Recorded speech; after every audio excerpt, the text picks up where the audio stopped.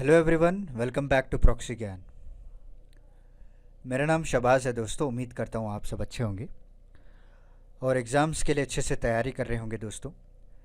आज का जो हमारा टॉपिक है वो आज हम डिस्कस करने वाले ओलंपियन बैट्स के बारे में। जी हाँ, क्योंकि रिसेंटली साइंटिस्ट को चौंकाने वाली खबर मिली है कि ओलंपियन बैट जो एक स्पीसीज़ है उसने 2000 किलोमीटर डिस्टेंस को ट्रैवल किया है। यूरोप से इसकी जर्नी शुरुआत हुई थी और रशिया में आकर इसकी जर्नी ख़त्म हो चुकी है। रशिया में कौन से रीज़न में आया है ये सारा कुछ मैं आपको बताऊंगा, और क्या ये पहली ऐसी बैट है जो इतना दूर ट्रैवल किया है ये भी आज हम इस लेक्चर में पढ़ने वाले हैं। तो वेरी इंपॉर्टेंट लेक्चर है एनवायरमेंट इकोलॉजी को लेकर, और जो नए स्पीसीज़ को लेकर आपको यूपीएससी में ज़्यादा से ज़्यादा क्वेश्चंस पूछते हैं तो उस पार्ट में आपको इस क्वेश्चन डेफिनेटली आ सकता है इस बार, उम्मीद है, क्योंकि यूपीएससी प्रीलिम से पहले ही इसकी खबर आई है। तो एक या दो क्वेश्चन इसमें से जो है इंक्लूड कर सकते हैं। तो लेट्स बिगिन अवर लेक्चर।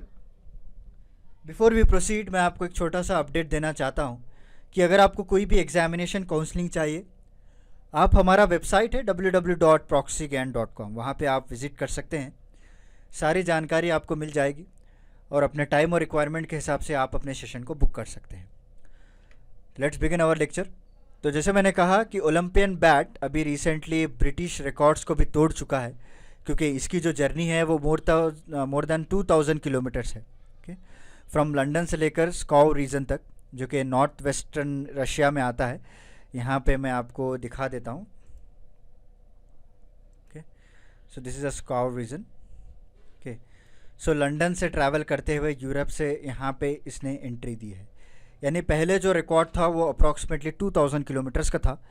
अभी इस बैट ने मोर देन 2000 किलोमीटर्स को कवर किया है दोस्तों। ओके, और ये कौन सी स्पीसीज़ को बिलोंग करती है ये यहाँ पे आप गौर कीजिएगा, क्योंकि इस पॉइंट को लेकर एग्ज़ाम में आपको क्वेश्चंस पूछ सकते हैं कि रिसेंटली जो बैट ट्रैवल करके आई थी, जो लॉन्गेस्ट फ्लाइट डिस्टेंस था, वो कौन से स्पीसीज़ को या फिर कौन से फैमिली को बिलोंग करती है। उसका नाम है नाथ्यूसियस पिपिस्ट्रेली। ओके, एक साइंटिफिक नेम है जो कि डिस्कवर किया था resident of small Russian village, जो कि मोलगिनो में इसको पाया गया था, जो कि एक्चुअली स्काउ रीजन ऑफ रशिया के अंडर ही आता है। छोटा सा एक गांव है, वहाँ पे इस बैट को पाया गया था। और इनको कैसे पता चला कि ये लंदन से या फिर यूरोप से वहाँ पे ट्रैवल करके रशिया को आई है। देखिए, वहाँ के जो रेसिडेंट थे जिनका नाम वेटलिना लैपिना था, उन्होंने नोटिस किया कि बैट के आर्म पे, ओके, उसके आर्म पे एक रिंग लगी हुई थी, उस पर लिखा हुआ था लंदन जू।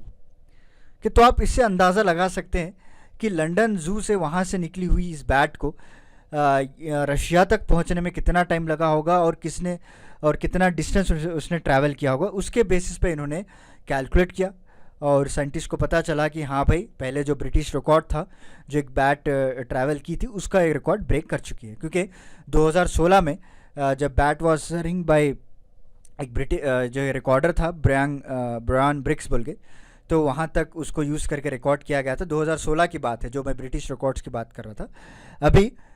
जिसके आर्म पर लिखा गया था लंदन जू, तो लंदन जू से उड़ते हुए रशिया तक पहुँच गई है। एंड जब ये at the time it was about the size of human thumb, और जो कि आलमोस्ट आपको 8 ग्राम और रफली उतना आपको वेट ऑफ 8 पेपर क्लिप्स आपने देखा होगा, तो अप्रॉक्सीमेटली उतना वेट उसका रहा होगा। सो जब एक बैट अराइव हुई थी रशिया में, अनफॉर्चुनेटली उसको जो है एक कैट का सामना करना पड़ा। It fall prey to the cat, but anyhow मरी तो नहीं है, उसके बाद जो है इंजूर्ड हो चुकी है। उसको रेस्क्यू किया गया रशियन बैट रिहैबिलिटेशन ग्रुप में, बट ऑब्वियसली इंजूर होने के कारण वो लेटर भी मर चुकी थी इस बैट को। But have any other bats travel such A distance, ये सबसे बड़ा क्वेश्चन है दोस्तों हमारे सामने। क्या ये पहली बैट है जो इतना डिस्टेंस कवर की है, या इससे पहले कोई ऐसी बैट है जो इतना डिस्टेंस कवर की थी। ओके, देखिए, the Olympian bats record is top by another bat from the same species. Okay, जो कि फ्लू किया था लैटविया से लेकर स्पेन तक 2019 में, टोटल डिस्टेंस कवर करते हुए 2224 किलोमीटर। इससे पहले भी 2019 में, जो कि सेम स्पीसीज थी। स्पीसीज का नाम आपको उम्मीद है याद होगा। ओके, वो एग्ज़ाम में आपको डेफिनेटली पूछ सकते हैं, और एक आर्टिकल में भी पब्लिश किया गया था। इसका नाम था record setting flight of a bat that weight less than toothbrush. कि टूथब्रश से भी जो उसका वेट उतना कम वेट था क्योंकि 2020 में इसमें मेंशन किया गया था नाथुसियस पिपिस्ट्रेली। याद रख लीजिए दोस्तों, मैं बार बार इस नाम को बोल रहा हूँ क्योंकि ये अभी जो बैट रिसेंटली डिस्टर्स कवर करके आई है वो भी नाथुसियस पिपिस्ट्रेली के स्पीसीज ही बिलोंग करती है, राइट। और जब वो पिछली जो 2019 में ट्रैवल की थी वो बैट भी सेम फैमिली को बिलोंग करती है, ओके। और जो माइग्रेट कब हुआ था, समर ब्रीडिंग के टाइम पे माइग्रेट हुई थी बैट नॉर्थ वेस्टर्न यूरोप को। ऑब्वियसली ब्रीडिंग के लिए उनको वार्मर एरियाज होना पड़ता है, so they hibernate in the trees etcetera, okay. और about the bat that holds a current record for travelling the farthest distance, okay. So further the distance of 2224 kilometre likely एक estimated बनाया गया है, because it is an estimated distance between Latvia वगैरह Spain के बारे में आप compare कर कर देखेंगे तो उसके बेसिस पे इन्होंने इसको मेजर किया है। और ये जर्नी क्यों हमारे लिए इतनी इम्पॉर्टेंट है कि देखिए बेसिकली ये this is the longest one which is taken by the bat from Britain across the Europe, okay. और दूसरी बात जो है क्लाइमेट चेंज हम इसके ऊपर स्टडी कर सकते हैं दोस्तों।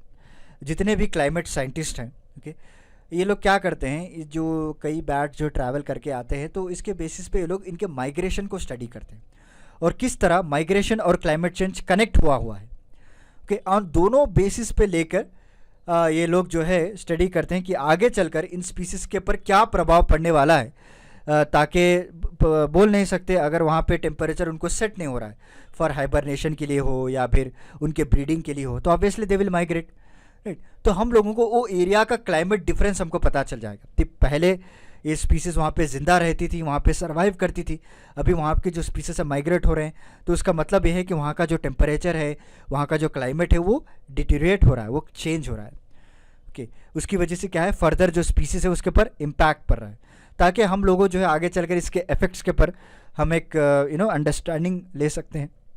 और रिसेंटली जो बैट कंजर्वेशन ट्रस्ट है उन्होंने एक प्रोजेक्ट को भी लॉन्च किया गया था, उसका नाम था नेशनल नाथुसियस पिपिस्ट्रेली।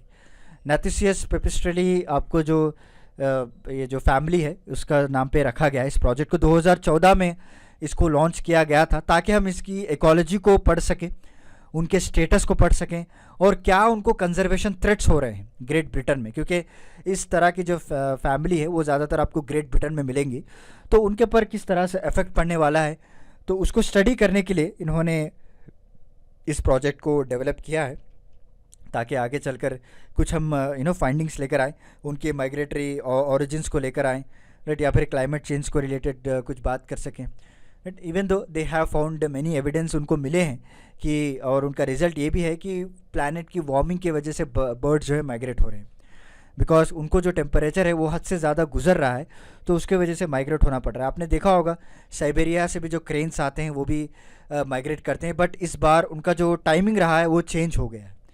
तो कई सारे जो क्लाइमेट साइंटिस्ट है उनका ये कहना है कि due to the climate changes की वजह से ये लोग टाइमिंग चेंज कर रहे हैं, राइट। और कई सारे बर्ड्स भी तरह तरह एरियाज़ पे जाकर रीलोकेट किया जा रहा है। पहले इनकी जो स्पीसीज़ थी वो एक एरिया में पाई गई थी, अभी इस साल आपने देखा होगा कई सारे स्पीसीज़ दूसरे एरिया में जाकर लोकेट हो चुके हैं।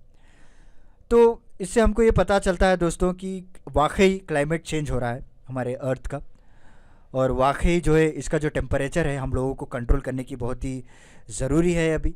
और रिसेंटली आपने IPCC की रिपोर्ट भी पढ़ा होगा, राइट, 6th असेसमेंट रिपोर्ट उन्होंने निकाला है और इस बार रीजनल फोकस करते हुए उन्होंने बात की है, राइट। हमारे बे ऑफ बंगाल रीजन में जो सी लेवल राइज हुआ है और कई तरह के टेम्परेचर्स उन्होंने मेजर किए हैं। हमारा जो लेक्चर है वो भी प्रॉक्सी ज्ञान चैनल पे अपलोड है, वो भी आप देख सकते हैं।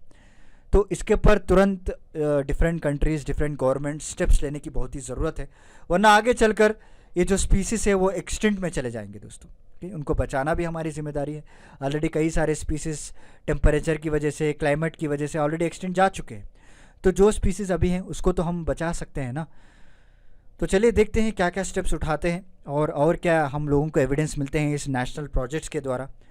तो मिलता हूँ मैं आपको अगले लेक्चर के साथ कुछ इंटरेस्टिंग टॉपिक के साथ, तब तक के लिए धन्यवाद दोस्तों।